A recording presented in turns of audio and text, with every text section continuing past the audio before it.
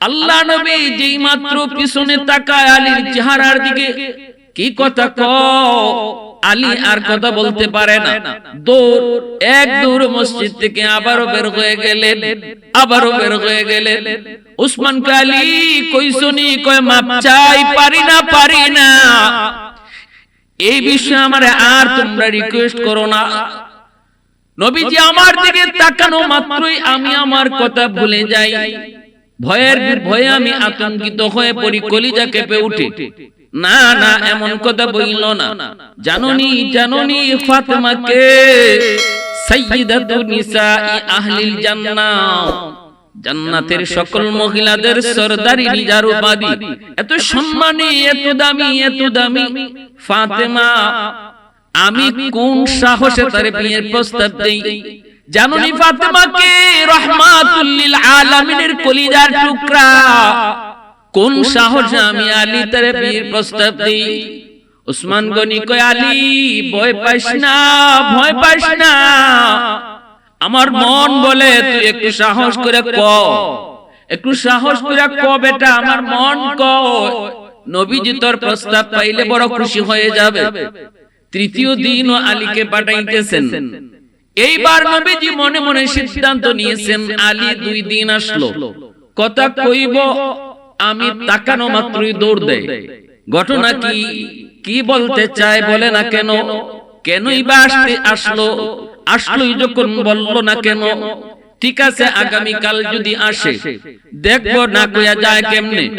তৃতীয় দিন আলী যখন আইছেন, সালাম দিয়ে নবীর পাশে বইসা যখন কয়, নবী গো একটা কথা, আল্লাহ নবী মুখ ফিরা তাকান নাই, নবীজি মুখটা অন্যদিকে রাইখেই আগে হাত দিয়া থাপা দিয়া আলীর হাতটা ধরছেন।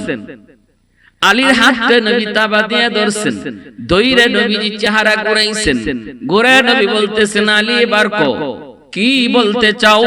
2 দিন আইছো, কথা কইবা না, কইয়া তুমি দৌড় দিয়ে চলে যাও। আজ তোমাকে সারাসারি নেই, আজ তোমাকে যেতে দিব না, বলতেই হবে তুমি কি বলতে চাও। আলী রাদিয়াল্লাহু তাআলা আনহু ভয়ে কাঁপতেছেন। ওগো নবীজি একটু হাতটা ছাড়েন। নবীজি কয়, হাত সারাসারি নাই, হাত ছাড়বো না, আগে বলো কি বলতে চাও, বলো, না বললে সারাসারি নাই। আল্লাহ নবী যখন শক্ত করে হাতটা ধরলেন, আলী বুঝে গেলেন এবার আর সারাসারি নাই, এবার আর ছুটাছুটি নাই, এবার আর দৌড় দেওয়ার কোনো সুযোগ নাই, কথা বলতেই হবে। আলী বলতেছেন, নবী গো বলবো, কিন্তু কি বলবো ভুলে গেছি। নবী কই, আলী ডানে বামে কথা ঘুরায়ো না, ভুলে থাকলে তুমি ইয়াদ করো, কথা কিন্তু আজকে বলতেই হবে। কোন কথা নিয়ে তুমি 3 দিন আমার কাছে আসতেছো?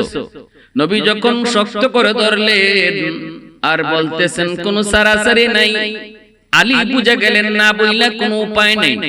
আলী সাহস করে কয়, নবী গো আপনি কয়েকদিন আগে ফাতেমার বিয়ের ঘোষণা দিয়েছেন। আল্লাহর নবী কয়, হ্যাঁ আমি তো ঘোষণা দিছি, কেন কোনো উপযুক্ত পাত্র পাইছো নাকি?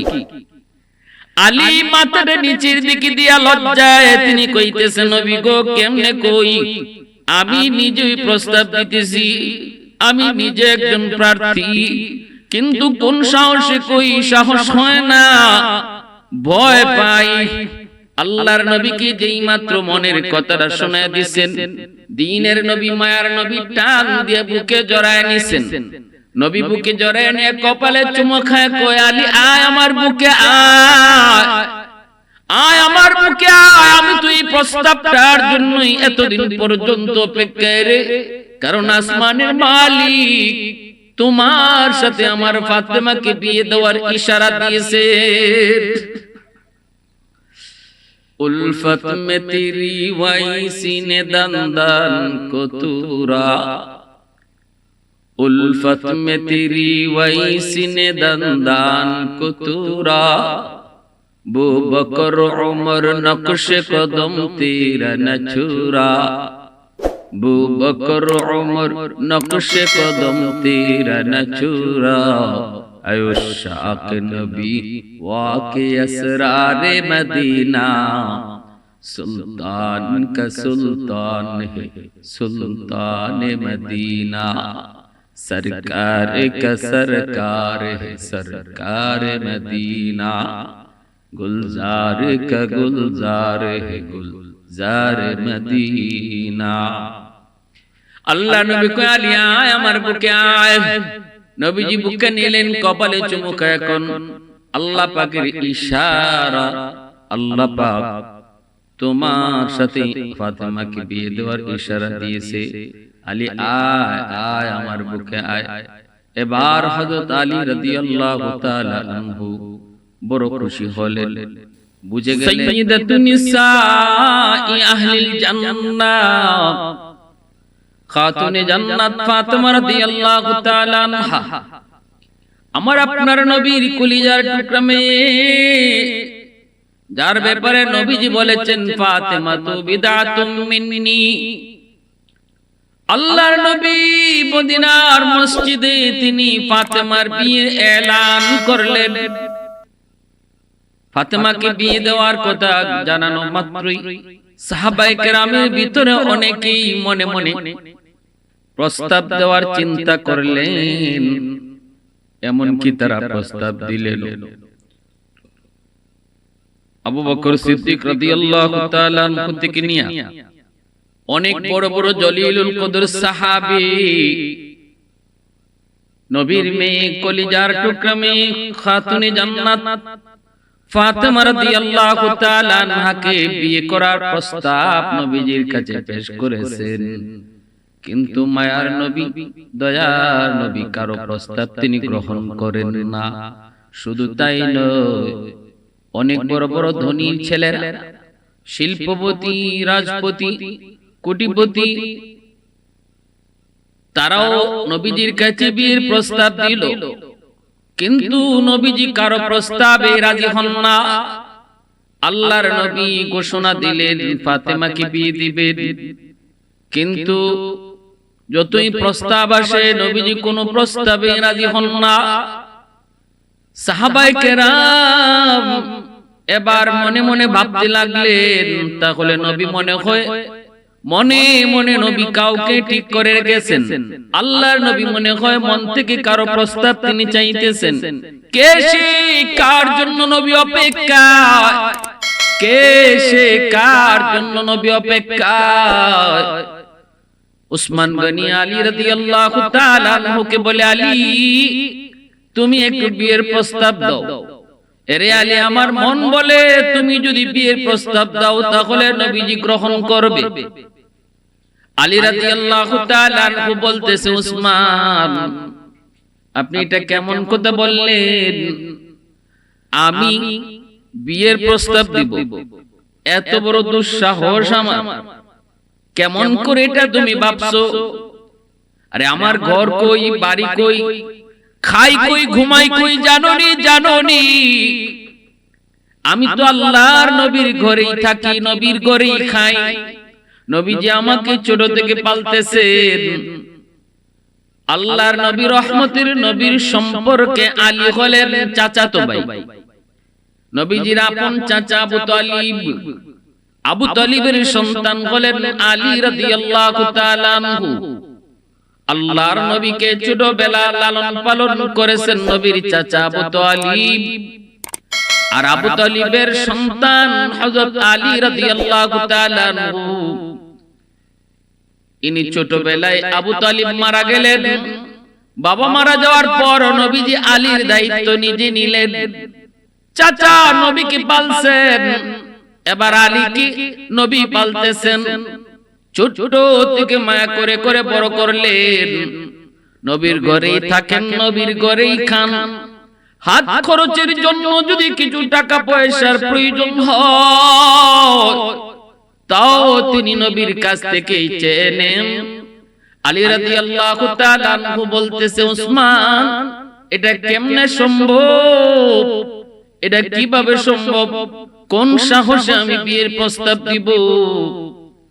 আলী রাদিয়াল্লাহু তাআলা আনহুর এই কথা শোনা মাত্রই উসমান গনি রাদিয়াল্লাহু তাআলা আনহু বলে, রে আলী আমার মন বলে মায়ার নবী তোমার অপেক্ষা করতেছেন।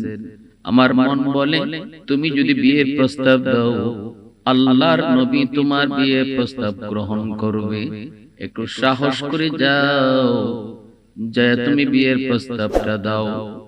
আলী বলে ভাই মাপ চাই, অসম্ভব মাপ চাই, আমার দ্বারা সম্ভব নয়। সাহাবায়ে কেরাম আলীকে যতই বুঝায় আলী রাজি হয় না, যতই তারা বুঝায় ততই তিনি রাজি হয় না। উসমান গনি কয় আলী একটু সাহস করে যা না, কিছু হবে না, আমরা তোমার পিছনে আছি, যদি কিছু দেখি নবী রাগ করেছেন আমরা তো তোমার পিছনেই আছি, তোমার পাশে যায় দাঁড়াবো, যে কোনো পন্থায় নবীকে বুঝাবো, যাও, ভয় পেও না, ভয় পেও না, আমরা তোমার সাহস দিচ্ছি, যাও। আলী রাদিয়াল্লাহু তাআলা আনহুকে সাহস দিয়া উসমান গনি রাদিয়াল্লাহু তাআলা আনহু সহ সাহাবায়ে কেরাম আল্লাহর নবীর কাছে পাঠালেন। আলী নবীর কাছে ফাতেমার জন্য বিয়ের প্রস্তাব দিবেন। গেলেন নবীর কাছে, যে দেখেন নবীজি কিছু সাহাবায়ে কেরামদেরকে নিয়ে বসা। আলী যাই সালাম দিলেন, আসসালাতু আসসালামু আলাইকা ইয়া হাবিবাল্লাহ। নবীজি সালামের জবাব দিয়ে বলতেছেন, কি ব্যাপার আলী? আলী কয় নবী গো, একটা কথা বলতে চাই। আল্লাহ নবী কই কি কথা, একটু কও। যেই মাত্র নবী কইছেন কি কথা একটু কও, আলী দিছেন দৌড়, এক দৌড়ে মসজিদ থেকে বের হয়ে গেছেন, কথা আর বলতে পারেন নাই। আল্লাহর নবী অবাক, অবাক তো হওয়ার কথাই, নবীজি অবাক হলেন। আলী বলতে চাইলো কি যেন, কিন্তু না বলেই চলে গেল। ঘটনা কি, কেনই বা এসেছিল, কি বা বলতে চেয়েছিল, কিন্তু না বলে চলে গেল কেন? নবীজির মনের ভিতরে অনেকগুলি প্রশ্ন। বের হয়ে মাত্র উসমান গনি কয় আলী কইছনি, প্রস্তাব দিছনি? আলী কয় প্রস্তাব দিমু, বলো কোন রকম বাচ্চাইছি, এই কথা কও, প্রস্তাব তো দূরে। উসমান গনি কয় রে আলী, এত বড় বীর পুরুষ তুমি, এখানে এত দুর্বল কেন? এ আলী তুমি এত বড় বীর বাহাদুর, হায়দার তোমার উপাধি, যুদ্ধের ময়দানে বীর বাহাদুরি দেখাও, হিংসের সিংহের মতো, বাঘের মতো গর্জন দাও, দুশমন তোমার নাম শুনলেই থরথর করে কাঁপে। আর এখানে তুমি একটা বিয়ার প্রস্তাব দিবা, ভয়ে পারো না, এটা কেমন কথা? আলী কয় ভাই উসমান মাপ চাই, আমারে যত যা কিছু বলো সব পারবো, কিন্তু এই কাজটা আমারে কইও না, কারণ আমার অত্যন্ত ভয়, কোন সাহসে আমি বিয়ে প্রস্তাব দিতে যাব? আমি আল্লাহর নবীর ঘরেই থাকি, নবীর ঘরেই খাই, সেখানে নবীর মেয়েকে বিয়ে করার প্রস্তাব আমি কোন সাহসে দেব? এটা আমার অত্যন্ত ভয়, এটা ছাড়া অন্য কথা কও, এই কথা কইও না। উসমান গনি কয় আলী আমার মন বলে যা, আগামীকাল আবার তারে বুঝায় শোনায় পাঠাইতেছেন।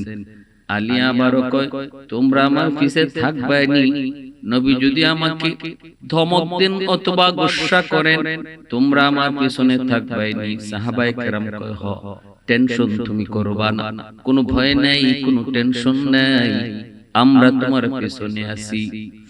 দ্বিতীয় দিন আল্লাহর নবীকে পাঠাইলেন, আল্লাহর নবীর কাছে আলীকে পাঠাইলেন। এই দিন আলী যায় নবীকে সালাম দেয়, নবীজিকে সালাম দেয়া কয় নবী গো একটা কথা। আল্লাহ নবী যেই মাত্র পিছনে তাকায় আলীর চেহারার দিকে, কি কথা কও? আলী আর কথা বলতে পারে না, দৌড়, এক দৌড় মসজিদ থেকে আবারও বের হয়ে গেলেন, আবারও বের হয়ে গেলেন। উসমান কয় আলী কইছনি? কয় মাপ চাই, পারি না, পারি না, এই বিষয়ে আমারে আর তোমরা রিকোয়েস্ট করো না। নবীজি আমার দিকে তাকানো মাত্রই আমি আমার কথা ভুলে যাই, ভয়ে আমি আতঙ্কিত হয়ে পড়ি, কলিজা কেঁপে উঠে। না না, এমন কথা বইল না, জাননি জাননি ফাতেমাকে সাইয়্যিদাতুন নিসাই আহলিল জান্নাহ, জান্নাতের সকল মহিলাদের সরদারি নিজার উপাধি, এত সম্মানী, এত দামি ফাতেমা, আমি কোন সাহসে তার বিয়ের প্রস্তাব দেই? জানুনি ফাতেমাকে রহমাতুল লিল আলামিনের কলিজার টুকরা, কোন সাহসে আমি আলী তার বিয়ের প্রস্তাব দেই? উসমান গনি কয়, আলী ভয় পাইস না, আমার মন বলে তুই একটু সাহস করে ক বেটা, আমার মন কয় নবীজি তোর প্রস্তাব পাইলে বড় খুশি হয়ে যাবে। তৃতীয় দিনও আলীকে পাঠাইতেছেন। এইবার নবীজি মনে মনে সিদ্ধান্ত নিয়েছেন, আলী 2 দিন আসলো, কথা কইব, আমি তাকানো মাত্রই দৌড় দেয়। ঘটনা কি বলতে চায় বলে না কেন, কেনই বা আসলোই যখন বললো না কেন? ঠিক আছে, আগামীকাল যদি আসে দেখবো না কইয়া যায় কেমনে। তৃতীয় দিন আলী যখন আইছেন, সালাম দিয়া নবীর পাশে বইসা যখন কয়, নবী গো একটা কথা। আল্লাহ নবী মুখ ফিরা তাকান নাই, নবীজি মুখটা অন্যদিকে রাইকেই আগে হাত দিয়া থাপা দিয়া আলীর হাতটা ধরছেন। আলীর হাতটা নবী তাবা দিয়া ধরছেন, দইরা নবীজি চেহারা ঘুরাইছেন, নবী বলতেছেন, আলী এবার কি বলতে চাও? 2 দিন আইছো, কথা কইবা না, কইয়া তুমি দৌড় দিয়ে চলে যাও। আজ তোমাকে সারাসারি নেই, আজ তোমাকে যেতে দিব না, বলতেই হবে তুমি কি বলতে চাও। আলী রাদিয়াল্লাহু তাআলা আনহু ভয়ে কাঁপতেছেন। ওগো নবীজি একটু হাতটা ছাড়েন। নবীজি কয়, হাত সারাসারি নাই, হাত ছাড়বো না, আগে বলো কি বলতে চাও, বলো, না বললে সারাসারি নাই। আল্লাহ নবী যখন শক্ত করে হাতটা ধরলেন, আলী বুঝে গেলেন এবার আর সারাসারি নাই, এবার আর ছুটাছুটি নাই, এবার আর দৌড় দেওয়ার কোনো সুযোগ নাই, কথা বলতেই হবে। আলী বলতেছেন, নবী গো বলবো, কিন্তু কি বলবো ভুলে গেছি। নবী কয়, আলী ডানে বামে কথা ঘুরায়ও না, ভুলে থাকলে তুমি ইয়াদ করো, কথা কিন্তু আজকে বলতেই হবে। কোন কথা নিয়ে তুমি 3 দিন আমার কাছে আসতেছো? নবী যখন শক্ত করে ধরলেন আর বলতেছেন কোনো সারাসারি নাই, আলী বুঝে গেলেন না বইলা কোনো উপায় নাই। আলী সাহস করে কয়, নবী গো, আপনি কয়েকদিন আগে ফাতেমার বিয়ের ঘোষণা দিয়েছেন। আল্লাহর নবী কয়, আমি তো ঘোষণা দিছি, কেন কোন উপযুক্ত পাত্র পাইছো নাকি? আলী মাথাটা নিচের দিকে দিয়া লজ্জায় তিনি কইতেছেন, নবী গো কেমনে কই, আমি নিজেই প্রস্তাব দিতেছি, আমি নিজে একজন প্রার্থী, কিন্তু কোন সাহসে কই, সাহস হয় না, ভয় পাই। আল্লাহর নবীকে যেই মাত্র মনের কথাটা শোনায় দিয়েছেন, দ্বীনের নবী, মায়ার নবী টান দিয়ে বুকে জড়ায় নিছেন। নবী বুকে জড়ায় নিয়ে কপালে চুমো খায়, কয়, আলী আয় আমার বুকে, আয় আমার বুকে আয়, আমি তো এই প্রস্তাবটার জন্যই এতদিন পর্যন্ত অপেক্ষায় রে, কারণ আসমানের মালিক তোমার সাথে আমার ফাতেমাকে বিয়ে দেওয়ার ইশারা দিয়েছে। उल्फत में तेरी वाई सीने दंदन को तूरा, उल्फत में तेरी वाई सीने दंदन को तूरा, बू बकर उमर नक्श कदम तेरा न छुरा, बू बकर उमर नक्श कदम तेरा न छुरा, अयुशाक नबी वाके असरारे मदीना, सुल्तान का सुल्तान है सुल्तान मदीना, सरकार का सरकार है सरकार मदीना, गुलजार का गुलजार है गुलजार मदीना। अल्लाह नबी को आलिया আমার বুকে আয়।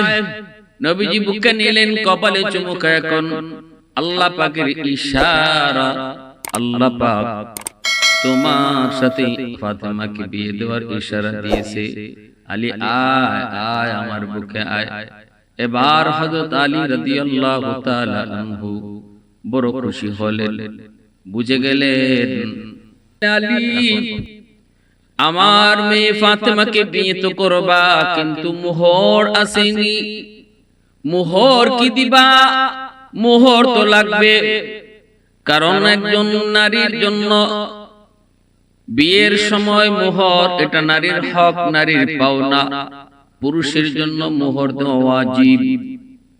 আল্লাহর নবী রহমতের নবী বলে, আলী মোহর আসেনি, কি তুমি মোহর দিবা? মোহর দেওয়ার মতো কি আছে? আলী বলে, নবী গো, কি মোহর দিব? আমার কাছে কি এমন আছে? যা আছে সব তো আপনি জানেন। আল্লাহর নবী গো, কিসের মোহর?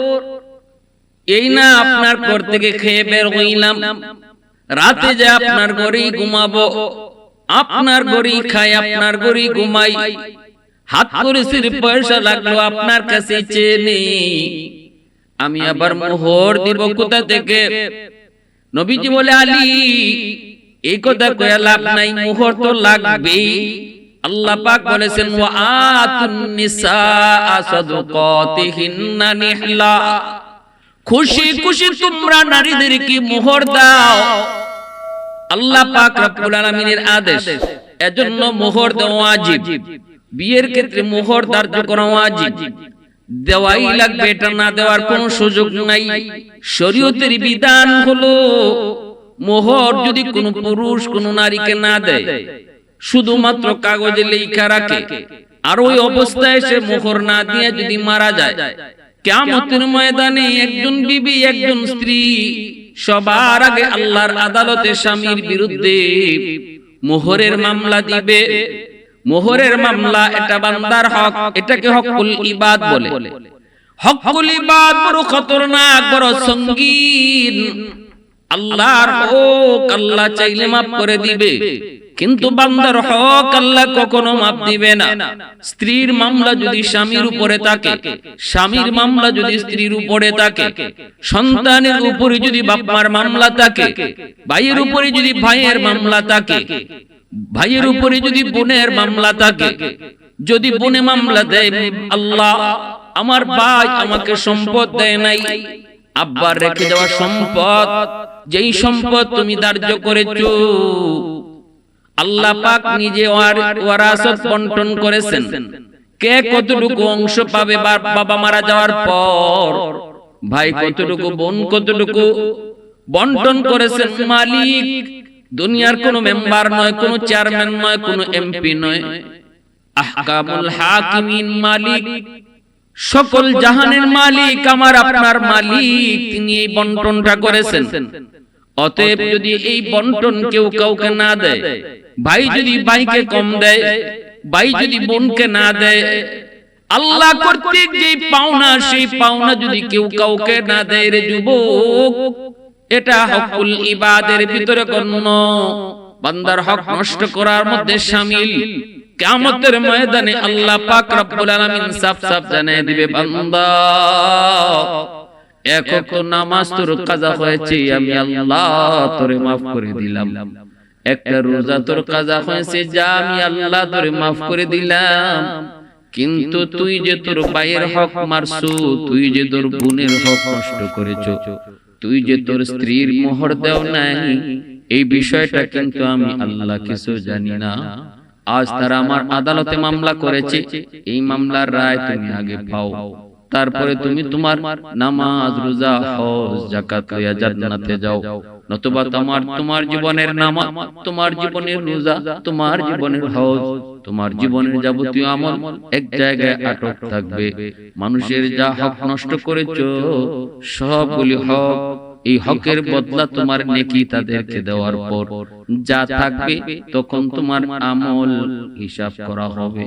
কিয়ামতের ময়দানে রাসূল বলেন, জানোনি দুনিয়াতে যেই মানুষটা নিঃস্ব অসহায় সে গরিব নয়, সবচেয়ে বড় গরিব হলো যে মানুষটা পাহাড় পরিমাণ নেকি নিয়ে জান্নাত আল্লাহর দরবারে উঠছে, কিন্তু এই নেকি তার কোনো কামে আসে নাই। মানুষের হক যা নষ্ট করেছিল, এই হকগুলা দিতে দিতে তার সব নেকি শেষ হয়ে যাবে। পাহাড় পরিমাণ নেকি ছিল, কিন্তু কোনো নেকি নাই। স্ত্রীর মামলা, এই মামলা ডিসমিস করতে স্ত্রীকে তার হজের সওয়াব দিয়ে দিবে। বোনের মামলা, বোনের হক দেয় নাই, এই মামলা ডিসমিস করতে তার জীবনের অনেকগুলি নামাজের সওয়াব বোনকে দিয়ে দিবে। এইভাবে ভাইয়ের হক নষ্ট করেছে, প্রতিবেশীর সীমানা ঠেলছে, প্রতিবেশীর জমি দখল করেছে। এই মানুষগুলোর যতগুলি হক, ওই হকের মামলা আল্লাহর আদালতে দাঁড়াবে রে যুবক। ওই মামলা পরিশোধ করতে যায় তার হাত নিঃস্ব হয়ে যাবে, সে অসহায়। রাসূল কয় সেই হলো সবচেয়ে বড় মুফলিস, সেই হলো সবচেয়ে বড় মুফলিস। লা দিরহাম লাহু ওয়ালা দিনার, যার দিরহাম নাই দিনার নাই সে বড় মুফলিস না, সে নিঃস্ব না, সে মিসকিন না, সে অভাবী না। সবচেয়ে বড় অভাবী হলো ওই মানুষটা যার নেকি আছিল অনেক, কিন্তু নেকি কিছুই তার হাতে থাকে নাই, সব মানুষকে দিয়ে দিতে হয়েছে। এজন্য বলি সাবধান, মোহর এটা কাগজে লেখার বিষয় না, মোহর দেওয়া ওয়াজিব, নগদ পরিশোধ করে দিতে হয়। যদি নগদ নাও পারো তা কিছু দিয়া হলে বাকিটা মরণের আগে আগে পরিশোধ করা লাগবে, মরণের আগে আগে সব মোহর পরিশোধ করা লাগবে। মৌতের আগে আগে যদি তোমার মোহর পরিশোধ করা না হয়, কিছু থাকে, তাহলে মনে রাখো যে এইটুকু থাকছে, এই মামলা হাসরের মাঠে তোমার স্ত্রী আল্লাহর আদালতে দিবে।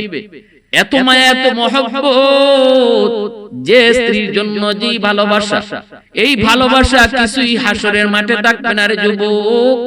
যে স্ত্রীকে তুমি দিল থেকে বেশি ভালোবাসো, চাওয়া মাত্রই তার চাওয়া সমস্ত চাওয়া পূরণ করো, চাওয়া মাত্রই তুমি তার সামনে হাজির করো। স্বর্ণ চাই স্বর্ণ, শাড়ি চাই শাড়ি, ত্রিপিস চাই ত্রিপিস, যত যা কিছু চাই সব দিয়েছো, কিন্তু এরপরও কিয়ামতের মাঠে বিন্দু পরিমাণ তোমার প্রতি দরদ দেখাবে না যদি মোহরের টাকা বাকি থাকে।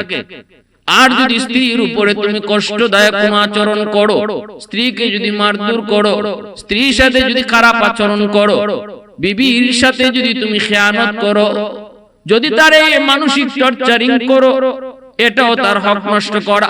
কারণ এই মানুষটা দুর্বল, সে মাজলুম, সে মাজলুম। আল্লাহ রাসূল কয় ইত্তাকি দাওয়াতাল মাজলুম ফাইন্নাহু লাইসা বাইনাহা ওয়া বাইনাল্লাহি হিজাব। মনে রাখো দুর্বলের উপরে কেউ জুলুম কইরো না। রাসূল কয় দুর্বলের আহাজারি আল্লাহর দরবারে পৌঁছতে বাধা থাকে না। ঘরের ভিতরে আমার স্ত্রী আমার কাছে সবচেয়ে বেশি দুর্বল, কারণ এই ঘরে তার সাথে তার মা আসে নাই, বিয়ের সময় বোন সাথে আসে নাই, বিয়ের সময় আদরের ভাই আসে নাই। যেই মানুষগুলার ভালোবাসা পেয়ে বাবার বাড়িতে ছোট থেকে বড় হয়েছে, সেই মানুষগুলার মহব্বতকে চিরদিনের জন্য কুরবানি দিয়া একজন নববধূ শুধুমাত্র স্বামীর হাত ধইরা স্বামীর ঘরে চলে এসেছে। এই বাড়ির মানুষগুলি কেমন কিছুই জানে না, শুধুমাত্র স্বামীর ভালোবাসা পাওয়ার আশায়। আজ যদি তুমি স্বামী তারে ভালোবাসা না দাও, যদি তারে টর্চারিং করো, তারে মানসিক ভাবে প্রেসার দাও, শারীরিক নির্যাতন করো, রেডি থাইকো, চোখের পানির ফোঁটা কিন্তু জমিনে নেয় না রে যুবক। একজন দুর্বল নারীর চোখের পানির ফোঁটা দুনিয়ার মাটি গ্রহণ করে না, আল্লাহর আদালতের ফাইলে গিয়ে জমা হয়। মামলা বড় জটিল থেকে জটিল হয়, হকুল ইবাদের মামলায় শামিল হয়। অতএব মাপ পাওয়ার সুযোগ নাই। সাবধান সাবধান, কেউ কারো হক নষ্ট করবা না। বুদ্ধিমান মরণের আগে আগে মানুষের হক পরিশোধ করে যায়। কথার দ্বারা যদি কাউকে কষ্ট দেয়, মরণের আগে আগে মাপ চেয়ে দেয়। টাকা পয়সার লেনদেন, জমি জমার লেনদেনে যদি খেয়ানত করে, বুদ্ধিমান মরণের আগে আগে সেটা পরিশোধ করে ফিরায় দেয়। আর অবুধ আর নির্বুধ মানুষের মামলা কাঁধে লইয়া কবরে ঢুকে, অথচ এই রেখে যাওয়ার সম্পদ সে ভোগ করে না, ভোগ করে তার সন্তান, তার ওয়ারিস। এই সন্তানেরা বাবার কবরের হালত জানে না, সন্তানেরা কবরের হালত বাবার জানে না। জানতো যদি বাবা যে অন্যায়ভাবে মানুষের হক নষ্ট করেছে, এই সম্পদ সন্তানেও রাখতো না, সন্তান এটা ফিরে দিত। কিন্তু বাবার হালত জানে না, জানে না। এজন্য বলি যুবক ও আল্লাহর গোলাম বাবাজিরা, একটু দিলটা নরম করে কথাগুলি বোঝার চেষ্টা করো। যেই সম্পদ তুমি অন্যের কাছ থেকে মাইরা দখল কইরা সন্তানকে দিয়ে যাইতেছো, এই সন্তান কিন্তু হাসরের মাঠে তুমি বাবার পরিচয় দিবে না। হাসরের ময়দানে আদরে স্ত্রী স্বামীর পরিচয় দেয় না। হাসরের ময়দানে ভাই ভাইয়ের পরিচয় দেয় না। বিন্দু পরিমাণ কেউ তোমার উপকার করবে না। ইয়াউমা ইয়াফিরুল মারউ মিন আখিহি ওয়া উম্মিহি ওয়া আবিহি ওয়া সাহিবাতিহি ওয়া বানিহি লিকুল্লি ইমরিইন মিনহুম ইয়াউমা ইযিন শা'নুন ইউগনিহি। আল্লাহ পরিষ্কার বলছেন, সবাই খালি ইয়া নফসি কইব, সবাই খালি কইব আল্লাহ আমারে বাঁচাও, আল্লাহ আমারে বাঁচাও, আমারে বাঁচাও। কোথায় আমার স্ত্রী, কোথায় আমার বাবা, কোথায় আমার মা, কোথায় আমার সন্তান? আল্লাহ কয় কিয়ামতের মাঠে একজনেও এই কথা কইতো না। এ মানুষ, সাধারণ মানুষ তোমরা যারা, তোমরা তো বহুদূর, কোন নবী পর্যন্ত আল্লাহর দরবারে হাসরের ময়দানে এই কথা কইতো না। নূহ নবী কইতো না মালিক আমার আব্বা কই, আমার সন্তান কই, কথা আল্লাহরে কইতো না। নূহ নবীও কইবো ইয়া নফসি, ইয়া নফসি, আল্লাহ আমারে বাঁচাও, আমারে বাঁচাও। ইব্রাহিম পয়গম্বর কইবো আল্লাহ আমারে বাঁচাও। এইভাবে সকল নবী শুধু কইবো আমারে বাঁচাও। শুধুমাত্র কেবলমাত্র আমার আপনার নবী, রহমতের নবী, দু জাহানের বাদশা, সাইয়্যিদুল মুরসালিন নবী মুহাম্মদুর রাসূলুল্লাহ সাল্লাল্লাহু আলাইহি ওয়াসাল্লাম শুধু বলবেন ইয়া হাব ইয়া উম্মতি, ইয়া উম্মতি, ইয়া উম্মতি, ইয়া উম্মতি। আল্লাহ আমার উম্মত কই, আল্লাহ আমার উম্মত কই, আমার উম্মতের কি হালত? শুধুমাত্র কেবলমাত্র আমার আপনার নবী বলবে। সুপারিশ করার অধিকার একমাত্র আল্লাহ তার হাবিবকে হাসরের মাঠে দিবে, আর কেউ সুপারিশ করার অধিকার পাবে না। এজন্য বলি যুবক সাবধান, বুদ্ধিমান কখনো অন্যের হক নষ্ট করে কবরে যায় না। বুদ্ধিমান অন্যের পাওনা লইয়া কবরে যায় না। বোকা যারা, তারা অন্যের পাওনা লইয়া কবরে যায়। মোহর ধার্য করা ওয়াজিব, পুরুষের জন্য মোহর দেওয়া ওয়াজিব। এটা লিখিত রাখার শুধু কাম না। আমাদের সমাজের ট্র্যাডিশন হলো লেখো মোহর 10 লাখ, লেখো মোহর 20 লাখ, লেখো মোহর 25 লাখ। মনে মনে নিয়ত হলো এটা লেখলেই চলে, দিতে হয় না। সাবধান, সাবধান, মনে রাখবা এই ধরনের নিয়ত কইরা যারা বিয়ে করতেছো, বিয়েটাই সহি হইতেছে না। আর যদি তুমি এই মোহর না দিয়া তুমি বিবির কাছ থেকে কৌশলে তুমি মাপ নাও, সেই মাপটাও মাপ হয় না রে যুবক। বাসর ঘরে কৌশলে মাপ নিল, মাপ হয় না। কারণ একজন স্ত্রী, একজন নববধূ, মা বাবা সব চাইরা আনুষ্ঠানিক ভাবে শত শত হাজারো মানুষকে জানায় যখন বিয়ে হয়, এই মহিলাটা স্বামী যদি বাসর করে কৌশল করে মোহর মাপ দাও, নাইলে আমি বাসর করে ঢুকবো না, মহিলাটা পরে বিপদে। নববধূ তখন মোহরের চিন্তা করে না, নতুন স্বামীকে বরণ করার জন্য সে বলে ঠিক আছে আমি মোহর মাপ করে দিলাম, ভালো করে আদ্রাই কো। এটা বিপদে ফালায়া মাপ নেওয়া, এটা মাপ হয় না। এটা তারে বিপদে ফালায়া মাপ নেওয়া মাপ হয় না। সাবধান, এই মাপ হাসরের মাঠে কোনো কাজেই আসবে না, কোনো কাজেই আসবে না। এজন্য মোহর যা পারো, সামর্থ্যের ভিতরে যা আছে দেওয়ার মতো এদুরি লেখো। সামর্থ্য আছে 2 লাখ দেওয়ার, 2 লাখ মোহর লেখো এবং এই সামর্থ্য অনুযায়ী টাকাটা দেওয়ার চেষ্টা করো। টাকাটা তুমি পরিশোধ করো। সামর্থ্য নাই তোমার 1 লাখ টাকাও দেওয়ার, কিন্তু মোহর লেখাইছো 10 লাখ। আসেনি না? সমাজে চলছে এমন। সম্পূর্ণভাবে এটা নিষেধ, সম্পূর্ণভাবে এটা নাজায়েজ। এজন্য সামর্থ্য যা আছে এই পরিমাণ মোহর লেখো, পারলে নগদ দিয়ে দাও, না পারলে যদ্দূর পারো দাও, বাকিটা তুমি মাসের মাস তারে দিতে থাকো, নিয়ত করো দেওয়ার, দিতে থাকো। এই অবস্থায় যদি মারা যাও অন্তত আল্লাহর কাছে বলতে পারবা, মালিক আমি তো পরিশোধ করার নিয়তে মাসের মাস দিতেছিলাম, আল্লাহ আমার তৌফিক অনুযায়ী মাসের মাস তারে আমি পরিশোধ করার নিয়ত করেছি, দিয়েছিও, কিন্তু হায়াত নাই, আল্লাহ হায়াত পাইলে আমি পরিশোধ করতাম। এতটুকু বললেও আল্লাহর কাছে মাপ পাওয়ার একটা উসিলা বের করা যায়। কিন্তু না, ইল্লাই নেই, লেখো 20 লাখ, লেখো 25 লাখ। কিরে বেটা, তোর তো সামর্থ্য নাই 2 লাখ দেওয়ার, 10 লাখ লেখাইলে কেমন? কয় আর এটা দিতে হয় না, এটা লেখাইলেই চলে। নাউজুবিল্লাহ। মোহরে ফাতিমি আল্লাহ রাসূল সাল্লাল্লাহু আলাইহি ওয়াসাল্লাম খাতুনে জান্নাত ফাতেমা রাদিয়াল্লাহু তাআলা আনহার বিয়েতে হযরত আলী রাদিয়াল্লাহু তাআলা আনহু যে মোহর দিয়েছিলেন, এই মোহরটার নাম হলো ফাতিমি মোহর। এবং মোহর সর্বনিম্ন কত ধরতে হয় এই বিষয়টাতে আমি ইনশাআল্লাহ আলোচনা করব। আসুন আমরা সামনের দিকে আগাই। এরপরে কি হয়েছে, আল্লাহর নবী বলতেছে, আলী ও আলী মোহর কি দিবা? আলী কই, নবী গো কিছুই তো নাই, দিমু কি? রাসূল কই, তোমার ঢাল তলোয়ারটা যাও, যে বাজারে বিক্রি করো, যাই পাও তা দিয়েই মোহর ধার্য হবে। আলী রাদিয়াল্লাহু তাআলা আনহু ঢাল আর তলোয়ার নিয়ে রওনা দিয়েছেন। রাস্তায় ওসমান গনির সাথে দেখা। আলী কই যাও? নবী তো বিয়ের প্রস্তাবে রাজি হয়ে গেছে, কইছিলাম নি। কপাল খুলে গেছে আলী, কপাল খুলে গেছে আলী। আমি মনে মনে তখনই ভাবছিলাম, নবী তোমার অপেক্ষায়, তুমি তো সাহস করো না, আমি তোমাকে সাহস জুগাইছি, এখন কই যাও? কয় বাজারে যাই। কেন? কয় বিয়াতে করবো, মোহর তো দেওয়া লাগবে, আমার তো কিছুই নাই, মোহর দিমু কেমনে? রাসূল কয়, ডাল তলোয়ার বাজারে বিক্রি করো। এই যে রওনা দিয়েছি, ডাল তলোয়ার বিক্রি করে যা পাবো তাই আমি মোহর ধার্য করব।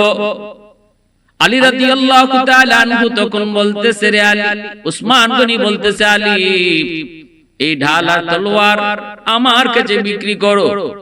আলী বলে, কত টাকা আপনি দিবেন? উসমান গনি কয়, নেও তোমারে 500 দিরহাম দিলাম। আলী রাদিয়াল্লাহু তাআলা আনহু 500 দিরহাম হাতে নিলেন। উসমান গনি কয়, নেও এই টাকা দিয়ে মোহর পরিশোধ করো। কারণ হযরত আলী তিনি গরিব, কিন্তু উসমান তিনি হলেন মদিনার সবচেয়ে ধনী সাহাবীদের ভিতরে একজন, নামই হলো গনি। উসমান যেমন সম্পদের মালিক, তার দিলও ছিল উদার, দানের হাতও অনেক বড়। কিছু মানুষ সমাজে এমন আছে, টাকা আছে, পয়সা আছে, কিন্তু মন বড় না। আবার কিছু মানুষ এমন আছে, টাকা পয়সা যেমন আছে, মনও তেমন বড়। ভালো করে আদরাই করি যুবক, আল্লাহর নবী রহমতের নবী এক হাদিসে বলছেন, সম্পদের মালিক যে, কিন্তু সে যদি আল্লাহর রাস্তায় দান না কইরা এই টাকা সে খেলাধুলায় কাজে ব্যয় করে, আমোদ ফুর্তিতে ব্যয় করে, তাহলে মনে রাখো এর গুনাহ কিন্তু সে পাইতেছে। এই টাকা পয়সা ভালো কাজে ব্যয় করলো না, অন্যায় কাজে ব্যয় করলো। আরেকজন মানুষ গরিব, তার টাকা নাই, পয়সা নাই, নিয়ত করে, কয় আমার যদি টাকা থাকতো একটা সিনেমা হল দিতাম। যেই মানুষটা টাকা পয়সা টাকার কারণে সিনেমা হল বানাইলো, সিনেমা হল বানায়া সে যেই পরিমাণ গুনাহ কামাইলো, ওই গরিব মানুষটা টাকা নাই, পয়সা নাই, কিন্তু দিলে দিলে নিয়ত করে, সে আমার পয়সা হলে সিনেমা হল বানাইতাম। রাসূল কয়, ওই ধনী লোকটা সিনেমা বানায়া, হল বানায়া যে গুনাহগার, গরিব লোকটা নিয়ত কইরা সমান গুনাহগার। ঠিক তেমনি ভাবে একজন ধনী মানুষ আল্লাহর রাস্তায় দান করে, আর গরিব আফসোস করে, আল্লাহ আমার কাছেও যদি পয়সা থাকতো আমিও তোমার রাস্তায় এরকম দান করতাম। রাসূল কয়, ধনী দান কইরা যেই পরিমাণ সওয়াব পাইলো, গরিব নিয়ত কইরা সমান সওয়াব পায়া গেল। সুবহানাল্লাহি ওয়া বিহামদিহি, সুবহানাল্লাহ। সমাজের ভিতরে কিছু মানুষ এমন আছে, পয়সা আছে কিন্তু মন নাই, আল্লাহর রাস্তায় দান করে না, অন্যান্য কাজে, খারাপ কাজে তার সব কাজে শরীক আছে। খেলাধুলার চাঁদা চাইলে চাঁদা দেয়, কিন্তু ওয়াজ মাহফিলের চাঁদা চাইলে দেয় না। হ্যাঁ, এখানে উদ্দেশ্য তার দুনিয়ার সুনাম কামানে, আখিরাতের চিন্তা নেই। আলী রাদিয়াল্লাহু তাআলা আনহু উসমান গনি রাদিয়াল্লাহু তাআলা আনহুর কাছ থেকে 500 দিরহাম নিয়ে রওনা দিলেন। হযরত উসমান তো তিনি আখিরাতের পাগল, তিনি তো টাকা পয়সা এমন জায়গাতেই ব্যয় করতেন যেখানে আখিরাতের পুঁজি হয়, সব টার্গেটই ছিল আখিরাতমুখী। আলী রাদিয়াল্লাহু তাআলা আনহু এই 500 দিরহাম আইনা তিনি মোহর হিসেবে রাসূলের হাতে রাখলেন। ওই মোহরটাকে ফাতিমি মোহর বলা হয়। 500 দিরহামে 131 বড়ি রূপার সমান, 131 বড়ি রূপা 500 দিরহামে। তাহলে 500 দিরহামে যদি 131 বড়ি রূপা হয়, রূপার বড়ি হইল 1000 টাকা। সেই তুলনায় ফাতিমি মোহর হচ্ছে 1,31,000 টাকা। 1,31,000 টাকা হইল ফাতিমি মোহর। এটা আলী রাদিয়াল্লাহু তাআলা আনহু ফাতেমা রাদিয়াল্লাহু তাআলা আনহার বিয়েতে তিনি মোহর দিয়েছিলেন। এই মোহরটাকে ফাতিমি মোহর বলে। এর অর্থ এই না যে এটাই সর্বনিম্ন মোহর। শরীয়তে এর চেয়েও কম সুযোগ রাখছে। সর্বনিম্ন মোহর ধার্য করেছে শরীয়ত ইমাম আবু হানিফা রাহমাতুল্লাহি আলাইহির মতে, হানাফি মাযহাবে 10 দিরহাম। 10 দিরহাম, 10 দিরহাম সমপরিমাণ।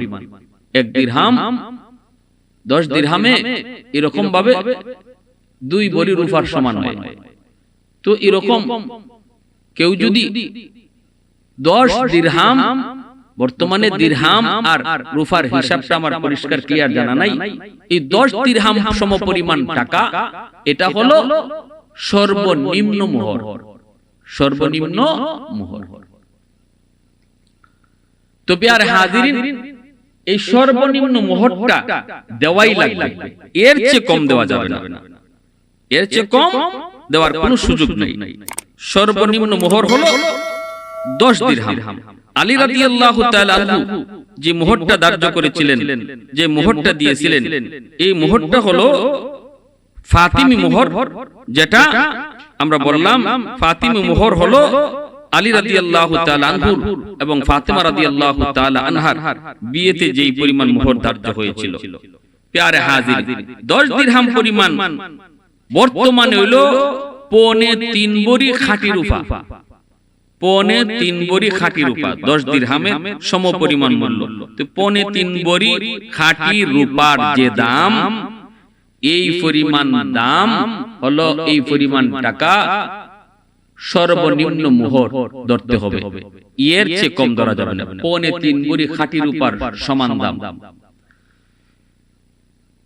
এজন্য যে কথা বলতেছিলাম, আমাদের সমাজে এরকম বহু মানুষ আছে যারা ফাতিমি মোহর কি এটা ভালো করে বুঝি না। জানি ফাতিমি মোহর, কিন্তু ফাতিমি মোহর কত এটাও বুঝি না। সর্বনিম্ন মোহর কত দেওয়া যাবে এটাও জানি না। আমরা দুইটা বিষয় আজকে জানলাম। আলী রাদিয়াল্লাহু তাআলা আনহু, তিনাকে হযরত উসমান গনি রাদিয়াল্লাহু তাআলা আনহু তিনি এই 500 দিরহাম দিয়া বলছেন, যাও তুমি যাইয়া মোহর ধার্য করো, মোহর দিয়ে দাও। আলী রাদিয়াল্লাহু তাআলা আনহু তিনি এই মোহর ধার্য করলেন, মোহর দিয়ে দিলেন। আর উনার বিয়েতে হযরত উসমান গনি রাদিয়াল্লাহু তাআলা আনহু আলীর কাছ থেকে যেই ঢাল আর তলোয়ার তিনি কিনলেন, ওই ঢাল আর তলোয়ার উসমান গনি আলী আর ফাতেমার বিয়েতে তিনি উপহার দিয়ে দিলেন। সুবহানাল্লাহ, কত সুন্দর, কত সুন্দর। যেই জিনিস তিনি নিয়েছিলেন আলীর তলোয়ার, সেই তলোয়ারটা আলীকে আবার বিয়েতে উপহার দিলেন। এই তো উসমান, এই তো উসমান, ইনি তো উসমান গনি, যার কাছে আল্লাহর নবী তার পরপর দুটা মেয়ে বিয়ে দিয়েছেন। এজন্য উসমান গনিকে জিন্নুরাইন বলা হয়। একজন মেয়ে মারা যাওয়ার পর রাসূল তার আরেক মেয়েকে উসমান গনির কাছে বিয়ে দিলেন। ভাইরা বন্ধুরা, জন্য বলছিলাম রে যুবক, উসমান গনি রাদিয়াল্লাহু তাআলা আনহুর প্রশংসায় কবি বলে, उस्मान तेरा नाम से इस्लाम रहेगा, उस्मान तेरा नाम से इस्लाम रहेगा, दुनिया की सदाकत में तेरा नाम रहेगा, दुनिया की सखावत में तेरा नाम रहेगा, दुनिया की सखावत में तेरा नाम रहेगा। हैदर तेरा नाम से इस्लाम रहेगा, दुनिया की शजाअत में तेरा नाम रहेगा, दुनिया की शजाअत में तेरा नाम रहेगा। सिद्दीक तेरा नाम से इस्लाम रहेगा, दुनिया की सदाकत में तेरा नाम रहेगा। फारूक तेरा नाम से इस्लाम रहेगा, दुनिया की अदालत में तेरा नाम रहेगा। मुआविया तेरा नाम से इस्लाम रहेगा, दुनिया की सियासत में तेरा नाम रहेगा, दुनिया की सियासत में तेरा नाम रहेगा। আল্লাহর নবী সাহাবী হযরত উসমান গনি রাদিয়াল্লাহু তাআলা আনহু তিনি এই বিয়েতে ঢাল তলোয়ার তিনি আবার উপহার দিয়ে দিলেন। বিবাহ হয়ে গেল, এত সুন্দর সুন্নতি বিবাহ। আল্লাহ নবী বিয়ে দেওয়ার পর নবীজি আলীর কানে কানে নিয়ে বলতেছেন, আলী রে, ও আলী জানোনি আজ আমি তোমার কাছে কারে দিছি? নবী গো, আপনার কলিজার টুকরা মেয়ে ফাতেমা। রাসূল কয়, আলী শুধু আমার ফাতেমা মেয়ে না, হুয়া বিদআ ফাতেমা তু বিদআতুম মিন্নি, ফাতেমা আমার কলিজা কলিজা। রে আলী, আমার কলিজাটা তোরে দিয়ে দিছি। ফাতেমা যদি কষ্ট পায় মনে রাখবে আমি রাসূল কষ্ট পেয়েছি, ফাতেমা যদি খুশি থাকে আমি রাসূল খুশি থাকবো। রাসূল আবার ফাতেমাকে কানে কানে নিয়ে কইতেছে, ফাতেমা জানোনি, ও ফাতেমা, কার কাছে তোমাকে বিয়ে দিয়েছি? এ তো সেই আলী যার উপাধি হলো হায়দার, এ তো সেই আলী যার উপাধি হলো হায়দার। আলী তো আমারই কাছে লালিত পালিত, আমারই অনেক আদরের কলিজা। ফাতেমা সাবধান, স্বামীর মনে কষ্ট দিও না। স্বামীর মাইনা চইল, স্বামীর সন্তুষ্টির উপরে স্ত্রীর জান্নাত ওয়াজিব। যেই মহিলার উপরে স্বামী সন্তুষ্ট, এই মহিলা রাসূল কয়ে মরতে দেরি, জান্নাত পাইতে দেরি হয় না। আল্লাহ রাসূল কয়, সাবধান দুনিয়ার নারীরা, যদি আল্লাহ আমারে আদেশ দিত, যদি আল্লাহ আমারে এই সুযোগ দিত, তাহলে আমি বলতাম, স্ত্রীরা তোমরা তোমাদের স্বামীর সেজদা করো। আল্লাহ ছাড়া যদি কাউকে সেজদা করার হুকুম আমি পাইতাম, তাহলে বলতাম প্রত্যেকটা স্ত্রী যেন তার স্বামীকে সেজদা করে। এতটা সম্মান নবীজি দিয়েছেন। দুজনকে দুই দিক দিয়ে বুঝায় আল্লাহ রাসূল দিয়ে দিলেন। এত সুন্দর সংসার হলো, এত সুন্দর সংসার, এত শান্তির সংসার। খাতুনে জান্নাত কয়, আমার স্বামীর ঘরে টাকা ছিল না, পয়সা ছিল না গো। আমার স্বামী আলীর ঘরে পয়সা ছিল না, টাকা ছিল না, ধন ছিল না, দৌলত ছিল না। আমি ঘরে কাম করে করে আমার হাতে দাগ ফেলাইয়া দিছি। কিন্তু দুনিয়ার মানুষ জানোনি জানোনি, আমার ঘরটা পুরা ভালোবাসায় ভরপুর ছিল গো। আমার স্বামীর বুক ভরা ভালোবাসা আমি পেয়েছি। একজন স্ত্রী তার স্বামীর ঘরে সবচেয়ে বড় আনন্দের বিষয় হলো, একজন স্ত্রীর জন্য সবচেয়ে সুখের সুখ হলো স্বামীর বুক ভরা ভালোবাসা। স্বামী যদি গরিব হয়, স্বামী যদি রিকশা চালক হয়, কিন্তু স্ত্রীকে যদি বুক ভরে ভালোবাসে, এই স্ত্রী হলো দুনিয়াতে সবচেয়ে সুখী। আর যদি স্বামী কোটি কোটি টাকার মালিক হয়, কিন্তু স্ত্রীর প্রতি ভালোবাসা না থাকে, নেশা করে গাঞ্জা খায়, অন্য নারীদেরকে নিয়ে পড়ে থাকে, তাহলে এই মহিলার জন্য এই সংসারটাই হলো সবচেয়ে কষ্টের। এই ঘরটা হলো জাহান্নামের টুকরা। আর স্বামী স্ত্রীর ভিতরে ভালোবাসা যেই করে আছে, এই ঘরটা হলো দুনিয়াতে জান্নাতের টুকরা। আর ওই ঘর থেকে আল্লাহ সন্তান ও আলোকিত সন্তান দান করে। সে আলী আর ফাতেমার ঘর থেকেই আল্লাহ হাসান হুসাইনকে, ইমাম হাসান ইমাম হুসাইনকে আল্লাহ পাক কবুল করেছে। যেমন মা যেমন বাবা হবে, সন্তান তেমন হবে। আসুন আল্লাহ আমাদের ঘরটারে জান্নাতি ঘর বানাইবার, স্বামী স্ত্রীর ভিতরে পবিত্র পুত পবিত্র সুন্দর মহব্বত রাখার, যেই করে স্বামী স্ত্রীর ভিতরে ভালোবাসা থাকে, এই করে সন্তানের মন মেজাজ দিমাগ ভালো হয়। যে করে স্বামী স্ত্রীর ভিতরে ঝগড়া থাকে, সন্তানের উপরে পড়ে, এই সন্তান ব্রেন ঢিলা হয়, সন্তানের ব্রেন ঢিলা হয়, সন্তান মেধাবী হয় না। আর স্বামী স্ত্রীর ভালোবাসা যে করে থাকে, সন্তান মেধাবী হয়, হৃষ্টপুষ্ট হয়, সুন্দর হয়, রোগমুক্ত হয়। আল্লাহ আমাদের সবাইকে সন্তানের দিকে তাকায়া তাদের ভবিষ্যৎ উজ্জ্বল হোক, সুন্দর হোক, এটা মাও চাই বাবাও চাই, অন্তত তাদের দিকে তাকায়া ঘরটাকে, ঘরের পরিবেশটারে মহব্বতের পরিবেশ আমরা গড়ে তুলি। যত হিংসা, যত দূরত্ব আছে সব কিছু ভুলে যাই, সার দেওয়ার মানসিকতা তৈরি করি। স্বামী ও স্ত্রীর ব্যাপারে সার দেই, স্ত্রী ও স্বামীর ব্যাপারে সার দেই। একসাথে চলতে যায় লাগবেই, মাঝে মাঝে একটু উঠা বসা করতে যায়, একটু ভুল ত্রুটি হবেই, সেটা ক্ষমা সুন্দর দৃষ্টিতে একে অপরকে আমরা মেনে নেই, যেভাবে আল্লাহ রাসূল তার বিবিদের সাথে চলছেন। আল্লাহ আমাদেরকে তৌফিক দান করেন। চাচা আবু তালিব, তার অধীনে তিনি লালিত পালিত। আল্লাহর নবীর শিশুকাল, নবীজি একদিন একা একা রাস্তা দিয়ে হাঁটতেছেন। একটা খেজুর বাগানের পাশ দিয়ে নবী যান। আবু জাহেল তার একজন ইহুদি কর্মচারীকে নিয়ে খেজুর গাছ থেকে খেজুর পারলো, বস্তা ভরা খেজুর। আল্লাহর নবী শিশুকালে রহমতের নবী, মায়ার নবী, শিশু সুলভ আচরণ থাকাটাই তো স্বাভাবিক। তাও তো আবার চাচা আবু জাহেলকে যায় বললেন, চাচা আমাকে 2টা খেজুর আপনি দিবেন নি? আবু জাহেলের কাছে 2টা খেজুর চাইলেন শিশু নবী। আবু জাহেল কয়, আমি তোরে 2টা খেজুর দিব, তবে শর্ত আছে। শর্ত হলো তুই আমার এই খেজুরের বস্তাটা আমার বাড়িতে নিয়ে দিয়ে আসবি। আল্লাহ নবী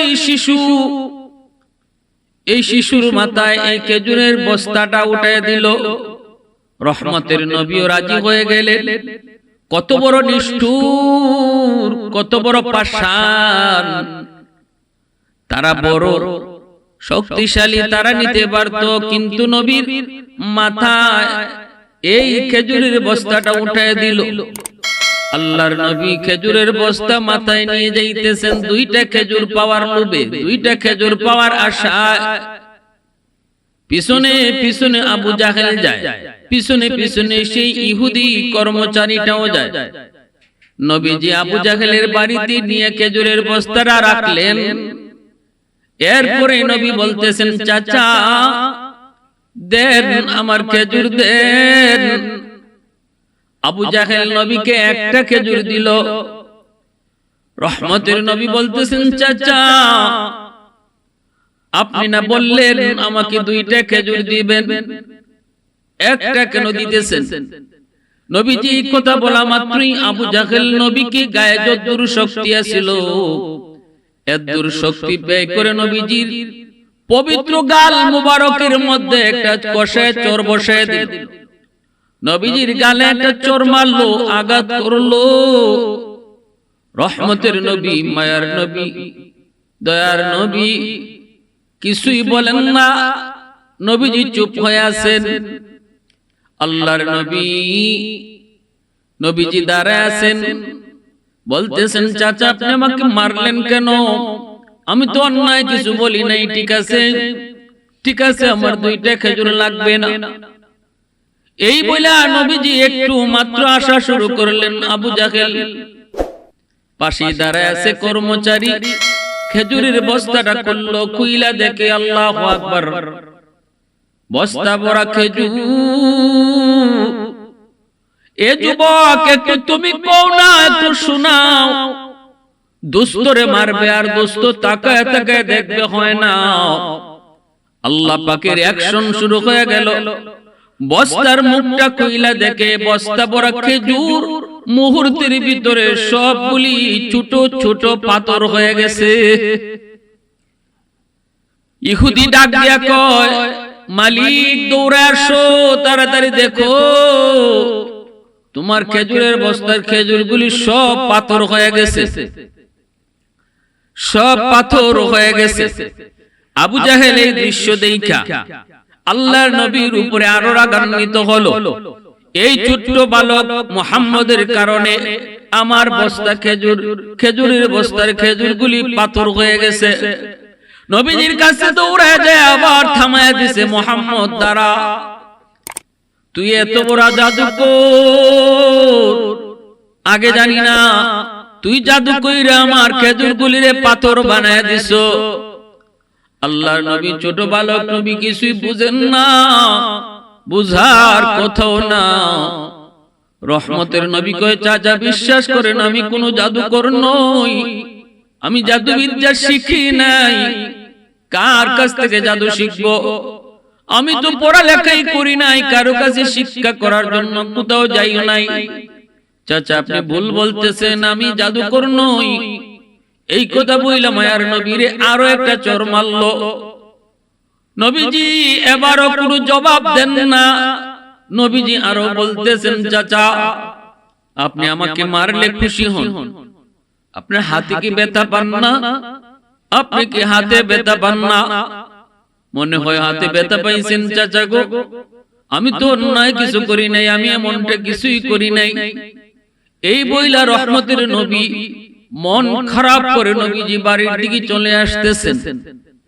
এই দিকে ইহুদি, সে তার ইহুদি পণ্ডিতের কাছে যায় সব বলে দিছে, মুহাম্মদ এত বড় জাদুকর, আবু জাহেল মুহাম্মদের সাথে খারাপ আচরণ করেছে, আমি নিজের চোখে দেখেছি। কিন্তু ফলাফল কি হলো? বস্তা ভরা খেজুর চোখের সামনে পাথরের টুকরা হয়ে গেছে। আবার যে আবু জাহেল মারছে, মুহাম্মদ তখনও কিছু বলে নাই, বরং আরো সুন্দর ব্যবহার করছে। চাচা আপনি হাতে ব্যথা পাইছেন? ইহুদি কয়, আমি জীবনে কত মানুষ দেখেছি গো, আমি জীবনে কত খারাপ আচরণ দেখেছি, কিন্তু কারো সাথে খারাপ আচরণ করলে এত সুন্দর কথা জীবনে শুনি নাই। ইহুদি পণ্ডিত তাওরাত কিতাবের পণ্ডিত কয়, এটা তো নবীর লক্ষণ, এটা সাধারণ কোন মানুষের লক্ষণ নয়। আর আমাদের তাওরাত কিতাব বলে এই সময়টাতে আখেরি নবীর বাল্য বয়স চলবে। মনে তো হচ্ছে এমনই মুহাম্মদ তার নাম হবে। এই বালককে নিয়ে আবার শেষ নবী। ওই ইহুদি আবার আবু জাহেলের বাগানের কাছে আসলো। আয়েশা দেখে বাগানের মধ্যে যতগুলি খেজুর গাছের যুবক, সবগুলি খেজুর গাছের খেজুর গুলিও ছোট ছোট পাথর হয়ে ঝুলতেছে, ছোট ছোট পাথর হয়ে ঝুলতেছে। ইহুদি সেই আবার দৌড়ে আবু জাহেলের কাছে যায়, যায় বলতেছে, মালিক আপনি যা করছেন অত্যন্ত চরম খারাপ কাজ আপনি করছেন। প্রকাশ্যে নিজের চোখে দেখছেন, অন্যায়ভাবে মুহাম্মদকে কেন আঘাত করলেন? সর্বনাশ তো আপনারই হয়েছে, মুহাম্মদের তো ক্ষতি হয়নি। কয় আর কি হইছে? কয় আপনার বাগানের খেজুরগুলা, খেজুর গাছে একটা খেজুরও নাই, সবগুলি খেজুর পাথর হয়ে গেছে। আবু জাহেল দৌড়ে আসছে, বাগানে আইসে দেখে ঠিক সবগুলি খেজুর পাথর হয়ে গেছে। আবু জাহেল আল্লাহ নবীর চাচা আবু তালিবের কাছে আসলো। আইসা ডাক দেখো, আবু তালিব তোমার ভাতিজা কই? ভাতিজা মুহাম্মদ রে ডাকো। নবীজির চাচা আবু তালিব কয়, কি হইছে? কয় মুহাম্মদ অনেক বড় জাদুকর, জাদু কইরা আমার বাগানের খেজুরগুলি পাথর বানায় দিছে, জাদু কইরা আমার পাড়া খেজুরগুলিও পাথর বানায় দিছে। কই তোমার ভাতিজা মুহাম্মদ, একটু ডাকো। কই গেছে? নবীর চাচা আবু তালিব কয়, আমার ভাতিজারে তো আমিও খুঁজতেছি। আবু জাহেল কয়, দেখো কোথায় গেছে, কোন জঙ্গলে গেছে, আর বাঘ ভালুকে নিয়ে খেয়ে ফেলছে। টিটকারি মস্করি করে। নবীজির চাচা আবু তালিব যদিও ঈমান আনেন নাই, কিন্তু নিজের মনের জানের চেয়েও ভাতিজা মুহাম্মদকে বড় ভালোবাসতেন, আল্লাহর নবীকে মায়া করতেন। পাগলের মতো আবু তালিব বের হয়ে গেলেন ভাতিজাকে খোঁজার জন্য। শিশু নবী, রহমতের নবী, তিনি একটা পাহাড়ের উপরে উইটা নিরিবিলি একা একা বসে বসে কাঁদেন, চোখের পানি ফালায় কান্দে আর কয়, মালিক, আজ যদি আমার আব্বা আম্মা দুনিয়ায় থাকতো আমাকে কেউ আঘাত করতো না। আজ যদি আমার বাবা দুনিয়ায় থাকতো আমাকে এমন কতই না খেজুর খাওয়াইতো। মালিক, আমি তো কোনো ভুল করি নাই। চোখের পানি ফেলে শিশু নবী পাহাড়ে উঠে একা একা কান্দেন। আবু তালিব পিছনে যায় নবীর দাঁড়াইছে, দাঁড়ায় দেখতেছে নবী কান্দে আর কয়, মালিক, আমারে তুমি এতিম বানাইছো। জন্মের আগে বাবা হারাইছি, বুঝ হওয়ার পর মাকেও হারাইছি।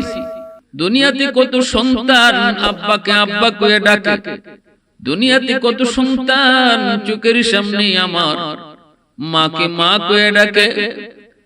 আমি নবী, আমি মুহাম্মদ আজ পর্যন্ত আব্বা কয়ে ডাক দিতে পারি নাই গো।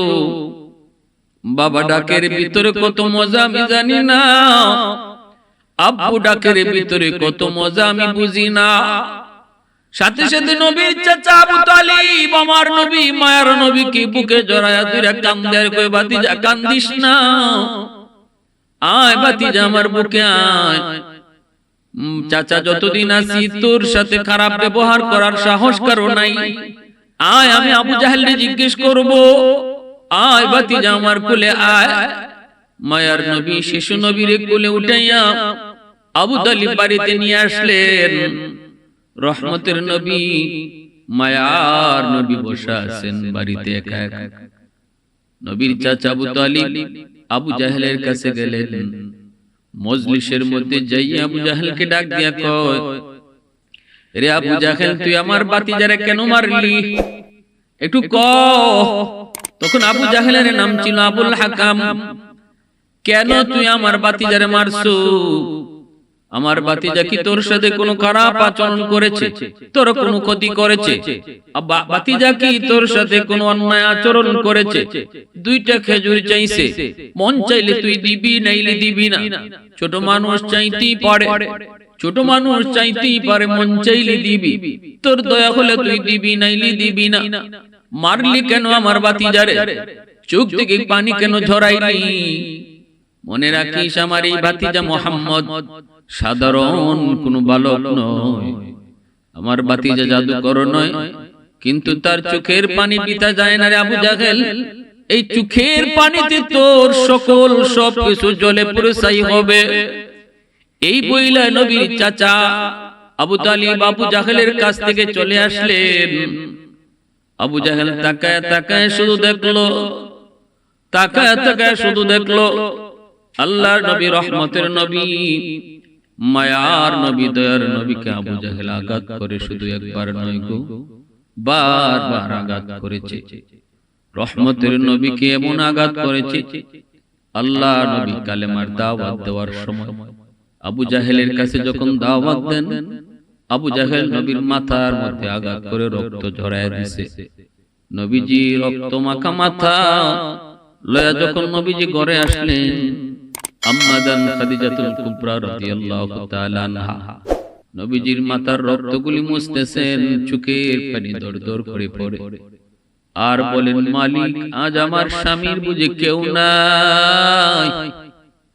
আবু জাহেল অন্যায় ভাবে আমার স্বামীরে মারলো, প্রতিবাদ করার বুঝি কেউ নাই। এইদিকে নবীর চাচা আমিরে হামজা, তখনও তিনি কালেমা পড়ে মুসলমান হন নাই, শিকারী ছিলেন, হরিণ শিকারে বের হয়েছেন। একটা হরিণ আজকে পান নাই, একটা তীর মাত্র বাকি আছে। শেষমেশ একটা হরিণ পাইলেন, তীরও একটা, হরিণও একটা। নবীর চাচা আমিরে হামজা তিনি এবার তীরটা ধরলেন, হরিণের দিকে মাত্র মারবেন, সাথে সাথে মালিক হরিণের জবান আল্লাহ খুলে দিলেন। হরিণ ডাক দিয়া কয়, এ হামজা আমাকে তীর মাইরা তীরটা নষ্ট করো না, এই তীরটা আবু জাহেলের জন্য রাখো, কারণ তোমার রক্তের ভাতিজা মুহাম্মদের মাথায় আবু জাহেল আঘাত করে রক্ত জড়ায় দিছে। আরে হামজা একটু কম, মুহাম্মদের রক্ত তো তোমার নিজের রক্ত, একটু কি মায়া লাগে না, একটু কি দয়া লাগে না, একটু কি দরদ হয় না? কথা শোনা মাত্রই আমির হামজা তীর আর মারলেন না। হরিণে মুহাম্মদের পরিচয় শোনায়, হরিণে নবীর পরিচয় শোনায়। আমির হামজা অবাক হয়ে দৌড়ে বাড়িতে আসলেন। এসে দেখেন আম্মাজান খাদিজাতুল কুবরা রাদিয়াল্লাহু তাআলা আনহার কোলে নবীর মাথা, আর আম্মাজান কাঁদতেছেন, বলতেছেন আজ বুঝি আমার স্বামীর কেউ নাই। আমির হামজা ডাক দিয়ে কয়, খাদিজা কান্দিস না, এরে মুহাম্মদের ভাতিজা হামজা এখনো মরে যায় নাই, যায় নাই, হামজা এখনো দুনিয়ায় জীবিত। আমার ভাতিজারে যে মারছে তার বদলা আমি নিমুই নিমু। কি হয়েছে ভাতিজা বল? নবীজি কয়, চাচা আমি বেশি কিছু বলি নাই, কালেমার দাওয়াত দিয়েছিলাম, এতদূরই আমার অপরাধ। আমার নবীর সমবয়সের বলেন আমিরে হামজা, যদিও চাচা ভাতিজা কিন্তু বয়স সেম সেম, ছোটবেলা একসাথে খেলাধুলা করে বড় হয়েছেন, একসাথে চলছেন, এজন্য ভাতিজার প্রতি মায়া দরদ বেশি। কিন্তু আমিরে হামজার নেশা ছিল শিকার করা। এই দিকে নবীর কালেমার দাওয়াত দিতে যায় কি হইতেছে খবর রাখতেন না।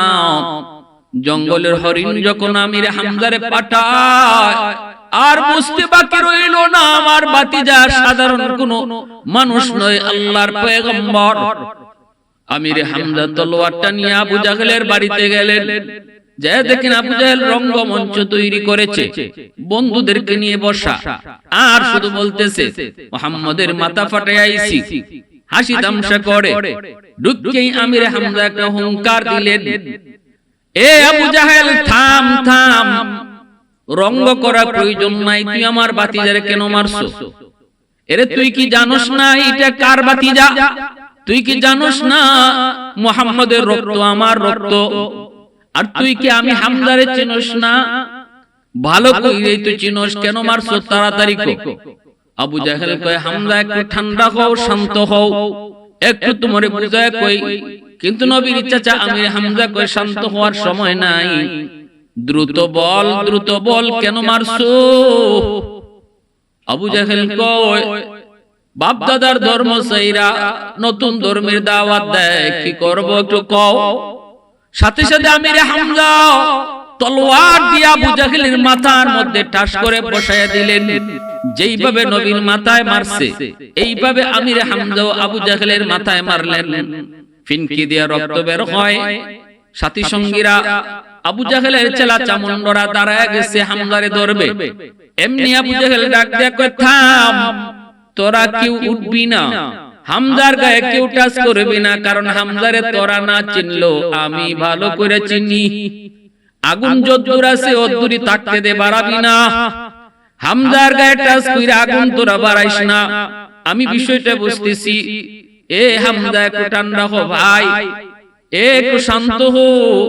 কেমনে বাপ দাদার ধর্ম সাইরা নতুন ধর্মের দাওয়াত দেয়, এজন্যই তো আমার গুসা উঠছে। আমিরে হামজা কয়, তাহলে শুনে রাখ, ইসলাম ধর্মের দাওয়াত দেওয়ার অপরাধে যদি আমার ভাতিজার গায়ে তুই হাত উঠাইতে পারলি, তাহলে আজকে তুই জেনে নে, তোর সমস্ত চেলাগুলার সামনে আমি ঘোষণা দিতেছি, আজ থেকে মক্কায় শুধু আমার ভাতিজা একা না, আমি চাচা হামজাও আজ থেকে কালেমা পড়ে মুসলমান হয়ে গেলাম।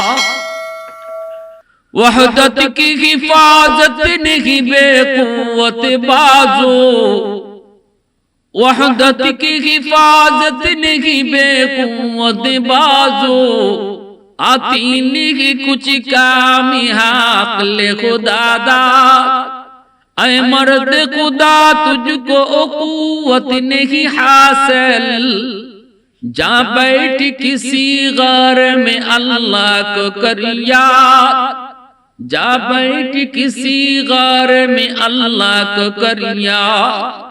ये सच है कि बातिल की तरफदार नहीं हम, गद्दार न समझो हमें गद्दार नहीं हम, फूलों की तरह नरम मिजाज अपना है नजर, हम तीर नहीं नेज़ा व तलवार नहीं हम तीर नहीं नेज़ा व तलवार नहीं